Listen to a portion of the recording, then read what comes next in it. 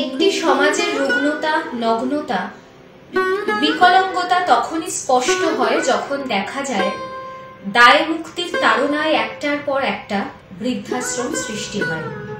আর সেই মমতাহীন বন্দিশালার ঘরগুলো মমতাময়ী মা বাবাতে পূর্ণ হয়। প্রবীণদের হতাশা, অনিশ্চয়তা দিন দিন বেড়েই চলেছে। তাই এই সময় দাঁড়িয়ে এক ভরসার নাম জীবনদ্বীপ বৃদ্ধাবাস। এখানে আছে এক অনাবিল শান্তি, প্রাকৃতিক সৌন্দর্য। তাই বৃদ্ধ বয়সে একাকী জীবন না কাটিয়ে প্রকৃত জীবন উপভোগ করতে চলে আসুন মশাগ্রাম, পূর্ব বর্ধমান জীবনদ্বীপ বৃদ্ধাবাসে। বয়সের গতি ঊর্ধ্বমুখী, অবশেষে বৃদ্ধ। কদর কমেছে ছেলের কাছে, তাই বৃদ্ধাশ্রমে হবে আমার জায়গা, আর এটি আমার শেষ গন্তব্য। নমস্কার, এসটিভি বাংলার তরফ থেকে আমি বনশ্রী।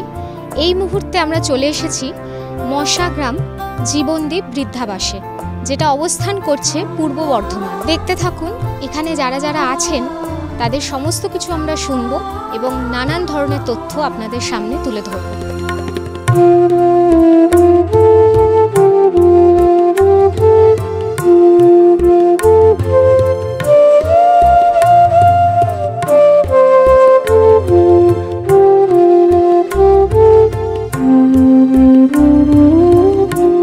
এই মুহূর্তে আমার সামনে যে স্যার উপস্থিত আছেন, উনি এখানেই থাকেন।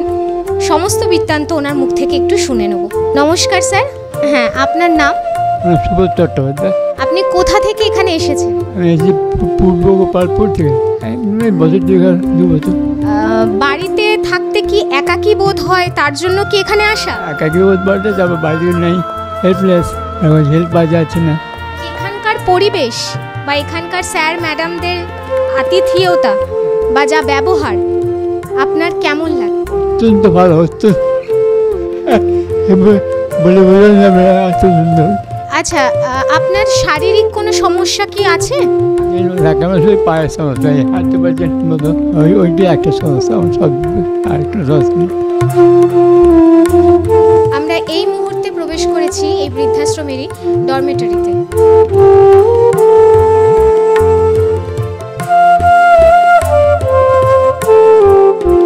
আমরা এই যে মশাগ্রাম বৃদ্ধাশ্রমে যে চলে এসেছি, আমার সামনে এখন উপস্থিত হয়েছেন এক ঠাকুমা।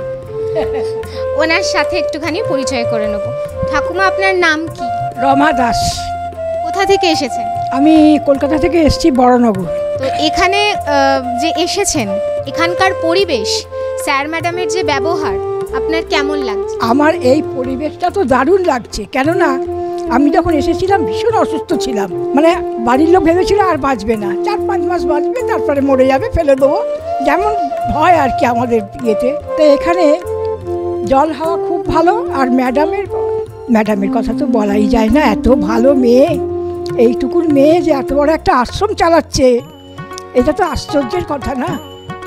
অবশ্য মেয়েরা এখন অনেক কিছুই করছে, কি আর বলবো। আমরা ঠিক মতন খাবার পাই, আমাদের সকালবেলা চা, তারপরে আবার টিফিন, যে যা খায়, যে কেউ মুড়ি খায়, কেউ রুটি খায়, কেউ আবার যেমন যা খায়, আমরা খেতে পাই ঠিক মতো, ঠিক টাইম মতো খেতে পাই। আচ্ছা, শারীরিক অসুস্থতা যে বললেন, শরীরে কোন ধরনের সমস্যা হয়েছিল? আমার এই পা দুটো না অবশ হয়ে গেছিল, তারপরে বাড়িতে ফিজিওথেরাপি করে করে অনেকটা সুস্থ হলাম, তারপরে এখানে এলাম। তারপরে এখানে এসে ডাক্তার আসে আমাদের এখানে, সেই ডাক্তার বলল আপনি হাঁটা চলাটা বেশি করবেন। এই বয়সেও তো যথেষ্ট ইয়াং। হ্যাঁ। গান বাজনা ভালোবাসেন? ভীষণ ভালোবাসি। চরণ ধরিতে দিও গো আমারে, নিও না সরাহে, জীবন মরণ সুখ দুঃখ দিয়ে বক্ষে ধরিব জড়ায়ে, চরণ ধরিতে দিও গো আমারে, নিও না নিও না সরাই। নিঃসঙ্গতা কাটানোর জন্য কি এখানে আসা? দেখো মা, এই এতখানি জীবন, এই জীবনে অনেক কিছু করেছি, কিন্তু আমি যদি এখন মনে করি যে আমার ছেলের বউ, মেয়ে, জামাই, নাতি নাতনি সবাইকে আমি একসঙ্গে পাবো, সেটা খুবই অন্যায়। অন্যায় না? ছেলেরা বড় হলে তারা নিজেদের মতো সংসার করে নেয়, মেয়েরা জামাই বাড়ি চলে যায়, নাতি নাতনিরা বড় হয়েছে, তাদের মতো তারা চলে, এই পরস্পর। এখন আমার ভাবাটা তো অন্যায়, অন্যায় নয়? আমি যদি এখন ভাবি যে আমার সবাই আমার কাছে থাকুক, সেটা হয় না। এই আর কি। আমার বাড়িতে আমার ছোট ছেলে আর ছোট বউ, আর ছোট বউ একটু অসুস্থ বলে আমাকে এখানে পাঠিয়ে দিয়েছে। বগুড়াতে আমার বাড়ি। বয়স কত আপনার? আমার 61, 60 প্লাস চলছে, 8 মাস। এখানে এসে ভালো লাগছে? ভালো লাগছে, ভালোই আছি, স্বাধীনে আছি, কোনো অসুবিধা নেই। এমনি কোনো শারীরিক কোনো অসুস্থতা আছে নাকি একদম ফিট? একদম ফিট। ও মাঝে মাঝে পেটের ট্রাবেল হয়, ও সব কিছু না, এমনি। আর হাঁটুটা প্রবলেম, হাঁটুটা লাগে জানো, হাঁটুটাই। সারাদিন কি করেন? ওই তো রেডিও শুনি, রেডিও এনেছি, গান শুনি, তারপরে দিদিদের সঙ্গে কথা বলি, সবাই দাদারাও আছে, সবাই খুব ভালোবাসে। গান শুনতে ভালোবাসেন? বাবা দারুণ ভালো লাগে। গাইতেও ভালোবাসেন? তাহলে তো একটু শোনানো যেতে পারে। এখানে সব শিল্পী ভরপুর একদম, একটু দুকলি শুনে নি। দূর গান পান হবে না, হবে দুকলি। আকাশ প্রদীপ জলে দূরের তারার পানিছে, আমার নয়ন দুটি শুধুই তোমারে চাহে, ব্যথার বাদলে যায়ছে। আকাশ প্রদীপ জলে দূরের তারার পানিছে। আমরা সবাই জানি ঘি কি কাজে লাগে, কিন্তু এটা জানি কি শরীরকে সুস্থ রাখতে এই লর্ড কৃষ্ণ ঘি দারুণ উপকারী। স্বাদে গুণে ভারতবর্ষের একমাত্র খাঁটি ঘি মানেই লর্ড কৃষ্ণ ঘি। গুণেও সুস্বাদু, দামেও কম। লর্ড কৃষ্ণ ঘি। নমস্কার, আমি এসটিভি বাংলা টিভি চ্যানেলের আপনজন ম্যাট্রিমনির এক্সিকিউটিভ বাবলি মুখার্জি। হোয়াটসঅ্যাপ নাম্বারে পাত্রীর ফটো ডিটেলস রিকোয়ারমেন্টটা আমাদের হোয়াটসঅ্যাপ নাম্বারে পাঠাতে হয়, সেখানে আমরা মনের মতো যোগাযোগ করিয়ে দিই। এর জন্য ন্যূনতম মাত্র 300 টাকা একটা সার্ভিস চার্জ লাগে, যেটা আনলিমিটেড সার্ভিস। প্রতিটি ঘরে ঘরে নিজেকে আত্মরক্ষার ও শরীরকে সুস্থ রাখার জন্য এসটিভি বাংলা ও ড্রাগন মার্শাল আর্টের যৌথ উদ্যোগে শুরু হয়েছে ক্যারাটে শেখানোর প্রচেষ্টা। প্রতিটি স্কুল, প্রতিটি ক্লাব বা ছোট বড় যে কেউ অংশগ্রহণ করতে পারেন। একদম নামমাত্র খরচে শেখানো হচ্ছে। আমাদের উদ্দেশ্য প্রত্যেকে সুস্থ থাকুন এবং প্রয়োজনে এমন কিছু শিখে রাখুন যা আপনার আত্মরক্ষার কাজে এটি ব্যবহৃত হবে। আমরা এখন আছি এসটিভি বাংলায়। Twinkles dance in winter light, children laugh and spirits cheer, magic grows this time of year.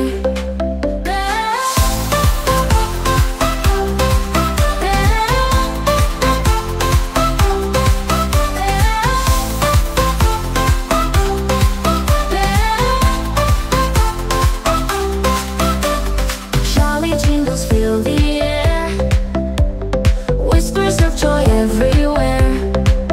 Jibandeep বৃদ্ধাবাসে তো অনেকক্ষণ আমরা রয়েছি। এখন আমাদের সামনে যে দুজন দিদি এসে উপস্থিত হয়েছেন, ওনাদের পরিচয় ওনাদের মুখ থেকে একটু শুনে নেব। দিদি, আপনার নাম? ঝর্ণা পাত্র। এখানে ভূমিকাটা কি, মানে এই বৃদ্ধাবাসে আপনি কি করেন?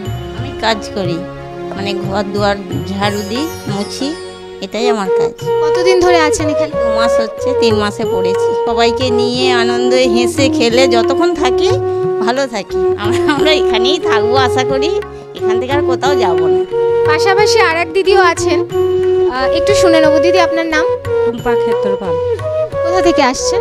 আমার পাঞ্জরাই বাড়ি এখানে। আচ্ছা, এখানে কত দিন ধরে আছেন? আমার হয়ে গেল 2.5 বছর। 2.5 বছর, মানে অনেকটা দিন।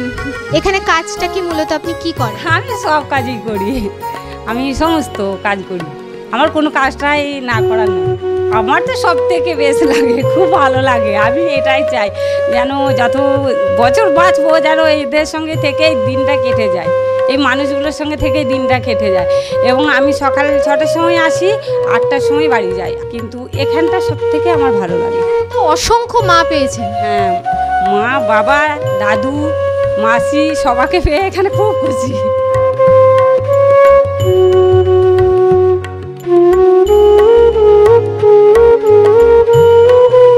এই বৃদ্ধাবাসে একজন স্যারকে পেয়ে গেছি, ওনার মুখ থেকে কিছু কথা আমরা শুনে নেব। এখানে আমি যেন বোর্ডাররা যেরকম থাকে সেইভাবেই আছি, এবং সেই এসে আবাসিক একজন আমি এখানকার। কত বছর ধরে আছেন এখানে? আমি প্রায় 1.5 বছর। এখানকার পরিবেশ, এখানকার সমস্ত কিছু আপনার কেমন লাগছে, সেই কিছু অভিজ্ঞতার কথা তুলে ধরুন। এখানকার পরিবেশ সত্যি মনোরম, এবং এখানকার আবহাওয়া আপনি যেটা বললেন, সমস্ত অ্যাটমসফিয়ার যেটাকে আমি বলবো, সব কিছু মিলিয়ে এখানে আমার সত্যি আমি আনন্দে আছি। আমি সাউথ ক্যালকাটা, ওখান থেকে এসেছি আমি গড়িয়া, ওখান থেকে আমি চলে এসেছি এখানে। খুব ভালো লাগছে আমার এখানে, সত্যি ভালো লাগছে। অবসরে কি করতে পছন্দ করেন স্যার? অবসরে আমি অনেক কিছু করতে ইচ্ছে আমার, তো আমি সঙ্গীতটা ভালোবাসেও নিজে আমি সঙ্গীত করি। এই বৃদ্ধাবাসে এসে না এতটাই ভালো লাগছে, যে ঘরেই যাচ্ছি সেই ঘরেই শুধু গান আর গান। কিন্তু আমি আপনাকে ছাড়বো না, দুকলি তো শোনাতেই হবে। এই করেছো ভালো নিঠুর হে, নিঠুর হে, এই করেছো ভালো, এমনি করে হৃদয়ে মোর তীব্র দহন জালো, নিঠুর হে, নিঠুর হে, এই করেছো ভালো। ধীরেন দাস থেকে এসেছেন? কত বছর এখানে আছেন? 2.5 বছর। এখানে আসার উদ্দেশ্যটা কি? উদ্দেশ্য তো এখানটা আমরা পেয়েছি খুব ভালো, সব জিনিস খাওয়া দাওয়া থাকা সবই, ওই জন্য আমি এসেছি। শারীরিক যদি খারাপ থাকে, কোনো অসুবিধা থাকলে ম্যাডাম আমাদের আছেন, উনি ডাক্তার ফাক্তারই আছে যে ডাক্তার মাসে 4 বার আসেন। বাড়ির কথা কি মনে পড়ে? মনে পড়লেও ম্যাডাম কী করবো, মনে তো পড়ে, তো আমার তো কেউ নেই। সেটা আমার ছেলে আমার জানে, আমি সেটা বলতে পারছি না, আমার ছেলে সেটাই জানে। আমি নরেন্দ্রপুরে থাকি।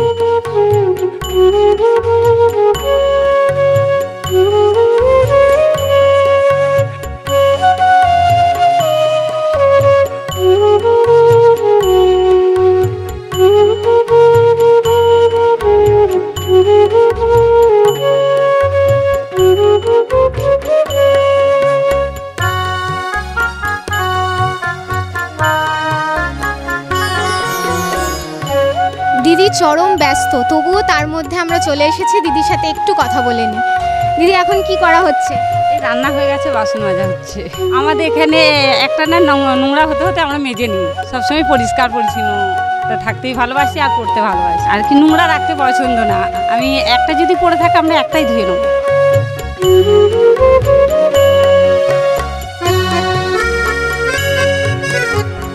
তো দুই দিদির মুখ থেকে কিছু কথা একটু শুনে নিই। দিদি আজকে তো রান্না বান্না সমস্ত কমপ্লিট? কি কি আছে মেনুতে? আজকে মাছের ঝাল আছে, ডাল আছে, চাটনি আছে, তারপর ঢেঁড়স আলুর ঝাল আছে, করলা ভাজা আছে। প্রতিদিন মোটামুটি ক ধরনের পদ রান্না হয়? আমাদের ঠিক নেই, কোনো দিন 5টাও হয়ে যায়, কোনো দিন 6টাও হয়ে যায়, আর ঠিক নেই। প্রত্যেক দিন বেশিই হয় রান্না, 5-6টা হয়েই যায়। আর এক দিদি আমার সামনে উপস্থিত হয়েছেন, ওনার মুখ থেকে একটু শুনে নিই। দিদি আপনার নাম? আলপনা মাঝি। কোথা থেকে আসছেন? কত বছর ধরে এখানে আছেন? মানে আমি বেশি দিন, এই মাস 6 করছি। এখানে আপনি কি ধরনের মূলত কাজ করেন? এখানে এসে চা দেওয়া হয়, ওই 8টা 8:30টার মধ্যে ব্রেকফাস্ট দেওয়া হয়, 12টা 12:30 ভাত দেওয়া হয়। মানে আমার তারপর আরও কিছু ওই 7:30 টিফিন এই দিদি দেয়, আমরা রুটি টুটি তৈরি করি। হ্যাঁ, আবার সব কিছু সময়ের মধ্যেই গুছিয়ে ফেলা।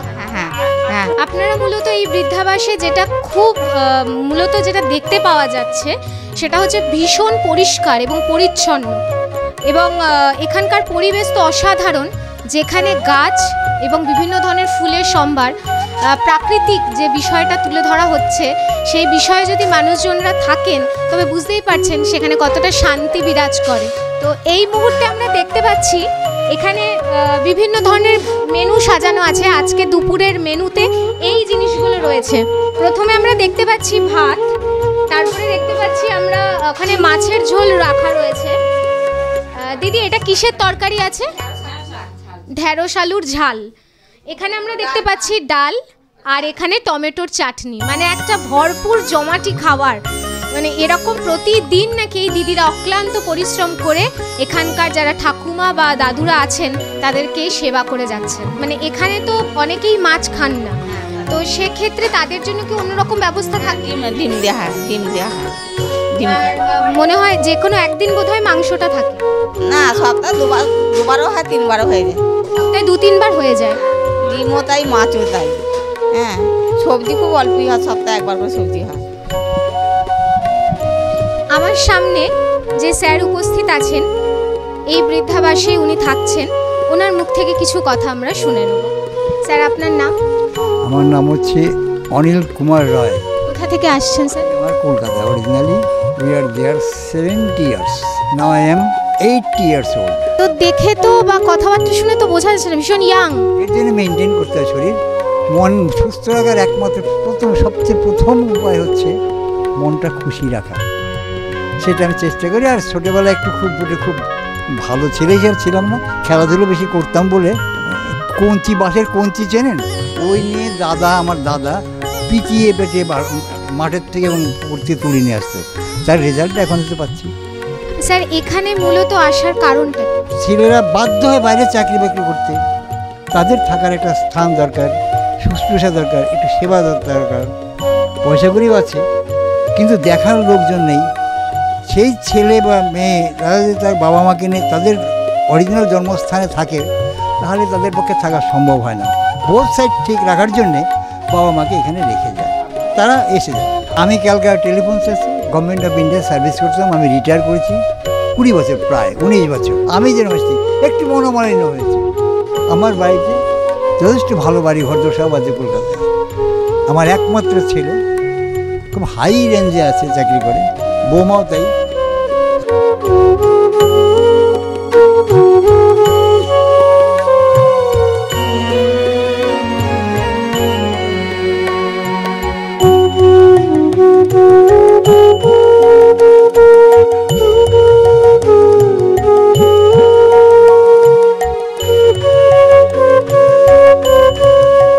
জেঠু আমাদের সামনে উপস্থিত হয়েছেন, উনি এখানেই থাকছেন, কত বছর ধরে থাকছেন সবটাই ওনার মুখ থেকে শুনে নেব।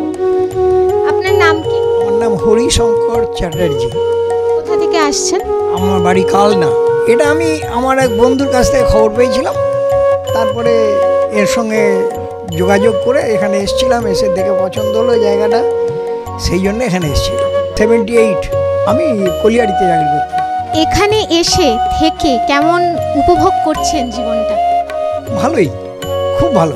পরিবারকে মিস করেন? পরিবারে আমার কেউ নেই। আমার একটা দিদি আছে, সেও বৃদ্ধাবাসে থাকে, আর আমি আছি। এই যে সবার সাথে হেসে খেলে দিন যাপন হচ্ছে, আমি বন্ধু বান্ধবদের সঙ্গে মিশতে এবং বেড়াতে খুব ভালোবাসি। এটাই হচ্ছে আমার নীতি।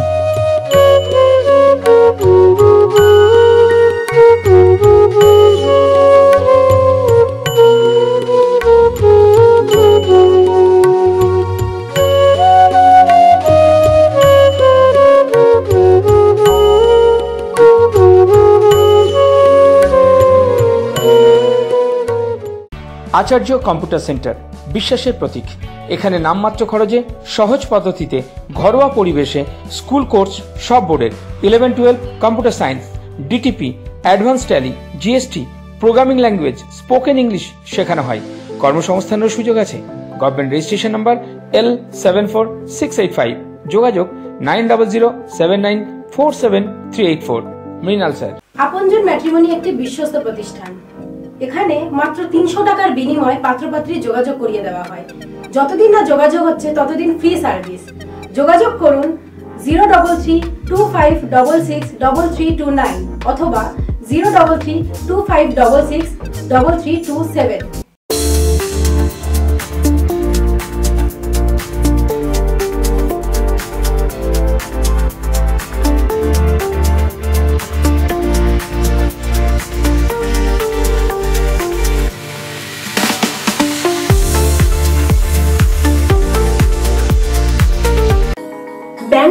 পাটায়া ভ্রমণ এখন আপনার হাতের মুঠোয়।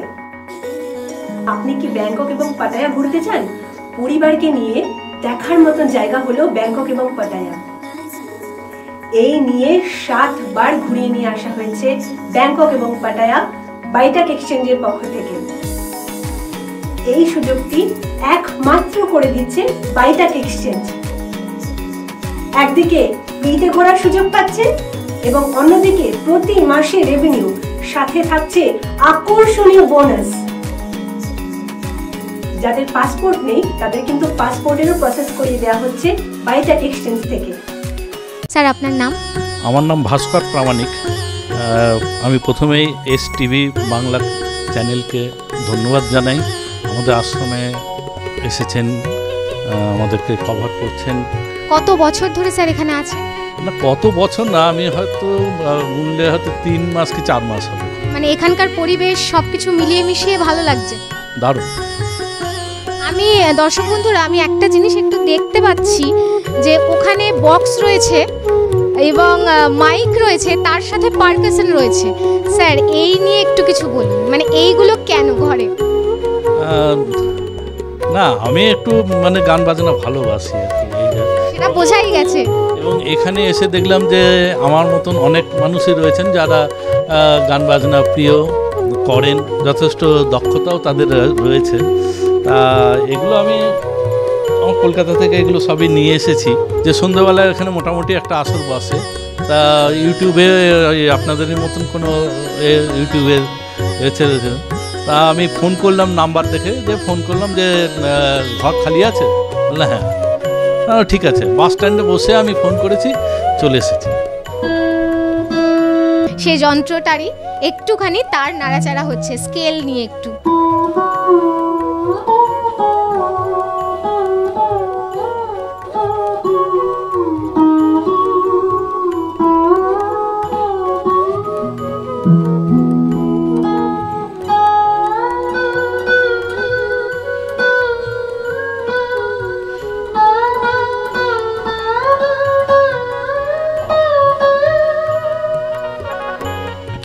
পথ হারাবো বলে এবার পথে নেমেছি, পথ হারাবো বলে এবার পথে নেমেছি।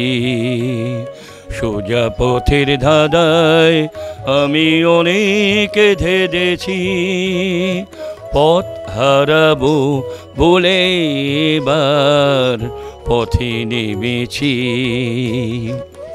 নিষেধের পাহারাতে ছিলে মেরে ঢেকে, সে কখন গেছে ফিরে আমায় ডেকে ডেকে।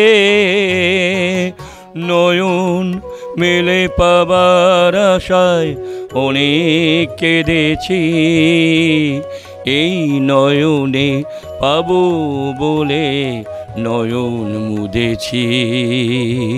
এখানে মা সরস্বতী তো বিরাজমান এবং এই বৃদ্ধাবাসের নাম হচ্ছে জীবনদীপ বৃদ্ধাবাস। সত্যি এখানে জীবন পাওয়া যায়।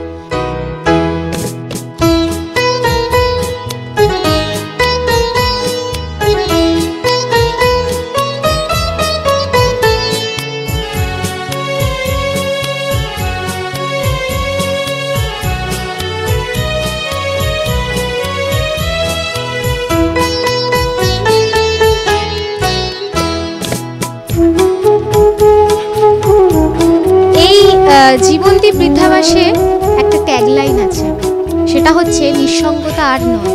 তো এখন যিনি আমার এই সিটে বসে আছেন, যার সাথে কথোপকথন করব আমরা, তো তিনি হচ্ছেন সেক্রেটারি ম্যাডাম। ম্যাডাম আপনার নাম? রিঙ্কু। ম্যাডাম এই বৃদ্ধাবাসটা তো পুরোটাই আপনার তত্ত্বাবধানে? আমাদের 7 জন মেম্বার, আমাদের NGO আছে, তো আমি সেক্রেটারি। এর পিছনে একটা কি বলবো, হার্ট টাচিং আমার ব্যাপার আছে। যেখানে ডানকুনিতে আমার ফ্ল্যাট, সেখানে ফ্ল্যাটের সামনে একজন থাকতেন বৃদ্ধা। তো আমি যখন অফিস যেতাম ওনাকে খাবার দিয়ে যেতাম, আবার এসে খাবার দিতাম। ওনার ছেলে মেয়ে রেখে গেছিলেন ওখানে ওনাকে, কিন্তু খাবার টাবার কেউ দিয়ে যেতেন না। উনি দরজা খুলে বসে থাকতেন আমার অপেক্ষায় কখন ওনাকে খাবার দেবো। হঠাৎ করে একদিন অসুস্থ হয়ে পড়েন উনি, দরজা ভেঙে ঢোকা সম্ভব না, ভিতর থেকে লক করা ছিল। রুমটা। তো সেখানে আমি দেখলাম 2 দিন উনি বেরোচ্ছেন না। 3য় দিন আমি আর থাকতে পারিনি, আমি ডানকুনি থানাকে ফোন করেছিলাম। তো ওনারা এসে দরজা ভেঙে ওনাকে বের করা হয়। উনি খাট থেকে পড়ে গিয়ে অজ্ঞান অবস্থায় ছিলেন। তারপরে ওনাকে ডাক্তার দেখানো হয়, ওনার ছেলে মেয়েদের খবর দেওয়া, ওনারা আসেন, আমাকে অনেক ধন্যবাদ জানান। কিন্তু আমি সেই ধন্যবাদে মোটেই খুশি হইনি, কারণ ওরা মাকে দেখেনি। তো তারপর উনি সুস্থ হয়ে ওনার 1 সপ্তাহ দেখাশোনা করলেন ছেলেমেয়েরা, তারপর ওনাকে নিয়ে যেয়ে কোথায় ছেড়ে দিয়ে এসছেন। তখন থেকেই আমার মনে হলো যে এইরকম অসহায় মানুষদের জন্য আমি কিছু করব।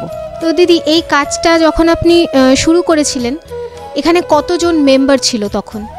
আমার এই কাজটা শুরু করতে গেলে প্রথমে আমি ভিডিওতে গেছিলাম যে আমি এরকম কিছু করতে চাই। তো ওনারা আমাকে অ্যাডভাইস করেছিলেন যে আমাদের স্টেট থেকে কিছু গ্যাপ ডিস্ট্রিক্ট থাকে, সেখানে আপনি আশ্রম করতে পারেন। আর আমি চেয়েছিলাম অসহায় মানুষদের জন্য আশ্রমটা করতে। এখানে আছেন অনেক অসহায় মানুষ, আমি সরকারি করার জন্য অ্যাপ্লাই করেছি, আশা করি হয়ে যাবে, অনেক চেষ্টা করছি। তো প্রথম এখানে শুরু করেছিলাম ওই 2-1 করে, আস্তে আস্তেই আজ অনেকজন দেখতেই পাচ্ছেন চোখের সামনে। এখানে টোটাল কতজন আছেন? এখানে এখন আছেন 30 জন। বছরে কোনো রকম বাৎসরিক কোনো অনুষ্ঠান বা কিছু? আমাদের এখানে অনুষ্ঠান হয় লক্ষ্মী পুজো, সরস্বতী পুজো, প্রতিদিন নিত্য পূজা তো আছেই সন্ধ্যা সকাল, আর 15ই আগস্ট, 26শে জানুয়ারি, তারপর হ্যাপি বার্থডে। বয়স্ক মানুষরা যারা আছেন তাদের সেবা করার জন্য ডক্টর বা ফিজিওথেরাপিস্ট, এনাদের ভূমিকাও কি এখানে রয়েছে? একদম, এখানে ফিজিওথেরাপিস্ট আছেন, উনিও ডিগ্রি আছেন, ওনার স্কুলও আছেন, উনিও আসেন সব ফিজিওথেরাপি করতে। এবং এখানকার যে ডাক্তার এমডি, উনিও গোল্ড মেডেলিস্ট, ডক্টর অমৃতেন্দু মণ্ডল, উনিও মাসে 4 বার এখানে চেক আপ করেন। প্রচণ্ড নিঃসঙ্গতা কাটিয়ে ওঠার জন্যই এই রকম বৃদ্ধাবাসের তো ভীষণই প্রয়োজন। যেরকম দিদির ভাবনা যে না, আমি অসহায় মানুষদের জন্য কিছু একটা করব। তো দিদি, একটা কথা বলতে চাই, এখনও পর্যন্ত যারা এই বৃদ্ধাবাস সম্বন্ধে জানে না, তো তাদের আপনি কি বার্তা দিতে চান, বা তারা কিভাবে এসে একটু যোগাযোগ করবে, সেটা যদি একটু বলে দেন। প্রথমে তো আমি বলবো বৃদ্ধাবাসে যাতে না আসতে হয় সেই চেষ্টা করবেন। অনেক জায়গায় অনেক সমস্যা থাকে, সেই সমস্যাগুলোকে কাটিয়ে উঠতে হয় আমাদের মানুষদেরই। তো দেখবেন সংসারে থেকে অ্যাডজাস্টমেন্ট করে থাকার, যখন দেখবেন মোটেই হচ্ছে না, তখন বৃদ্ধাবাসের কথা চিন্তা মাথায় আনবেন। আমি কোনোদিনই চাইবো না কে বৃদ্ধাবাসে আসুক। জীবনদীপ নামটা হচ্ছে আমার নাতির নাম দীপ, আর আমার একটাই ছেলে অ্যাক্সিডেন্টে চলে গেছেন আমাদের ছেড়ে, আর মেয়ে আছে, মেয়ের ছেলে হচ্ছে, ওর নাম দীপ। ওই দ্বীপ থেকেই জীবনদীপ। এখানে সারা সপ্তাহে মাছ, মাংস, ডিম সবই হয়, সবজিও হয়। আমার খাওয়া দাওয়ার প্রতি কোনো নেই, যখন যে যেটা চাইবে সেটা রান্না হয়। 4-5টা তরকারি পার ডে হয়। যারা আসতে চাইছেন তো তারা কিভাবে এসে যোগাযোগ করতে পারে? আমাদের নাম্বার হচ্ছে 9007412372। এই নাম্বারে যোগাযোগ করলে, এবং আমার ইউটিউব চ্যানেলও আছে জীবন্তী বৃদ্ধাশ্রম, জীবন্তী ওল্ড হোম, 2টো চ্যানেল আছে আমাদের, একটু সার্চ করে দেখে নিলেই পেয়ে যাবেন। দিদির সাথে কথা বলে সত্যি খুব ভালো লাগলো। দিদি শেষের কথাটা খুব ভালো বলেছেন যে যতটা সম্ভব পারবেন একটু অ্যাডজাস্টমেন্ট করে, একটু মানিয়ে নিয়ে, কিছুটা মেনে নিয়ে যদি থাকা যায়, তাহলে হয়তো অনেক কিছু থেকেই হয়তো আমরা শান্তিটা পেতে পারি। কিন্তু এখনকার দিনে মানুষের ধৈর্য তো খুব কম, তো সময়টাও সবাই সবাইকে দিয়ে উঠতে পারে না। এরকমই একটা বৃদ্ধাবাস যেখানে আপনারা ঘরের মতো ট্রিট পাবেন, ঘরের মতো সেই ভাইবসটা পাবেন, সেটার নামই জীবনদীপ বৃদ্ধাবাস। যেতে তো কারোরই মন চায় না, কিন্তু চলে যেতে হবে যেহেতু আমরা সময়ের বাঁধনে আবদ্ধ। তো এখন সেই অন্তিম পর্ব চলে এসেছে। এসটিভি বাংলা সর্বদাই নতুনের খোঁজে এবং নতুনদের মধ্যে সর্বোত্তম প্রথম তালিকায়। তার কারণ হচ্ছে এই চেতনা সম্মান। চেতনা সম্মানটা আজকে আমি আমাদের সেক্রেটারি ম্যাডামের হাতে তুলে দেব, এবং এই সম্মান সেক্রেটারি ম্যাডাম এবং আমাদের এখানে যতজন আছেন সবার। Thank you. প্রথমেই বলেছিলাম যে এসটিভি বাংলা সর্বদাই নতুনের চেষ্টায়, নতুনদের নিয়ে কাজ করতে যতটা সম্ভব পারি এগিয়ে যেতে। তাই জন্য সবার থেকে হয়তো একটু হলেও আমরা এগিয়ে এই চেতনা সম্মানের জন্য। সেক্রেটারি ম্যাডামের মুখ থেকে একটু শুনে নিই যে ওনার এই চেতনা সম্মান অ্যাওয়ার্ডটা পেয়ে কেমন লাগলো। হ্যাঁ, অ্যাওয়ার্ড তো আগে অনেক পেয়েছি, তবে চেতনা সম্মান অ্যাওয়ার্ড এই প্রথমবার পেলাম। খুবই আনন্দ লাগছে, খুবই ভালো লাগছে। এসটিভি বাংলাকে আমার তরফ থেকে, আমার আশ্রমের তরফ থেকে অনেক অনেক ধন্যবাদ। আপনাকেও অনেক ধন্যবাদ।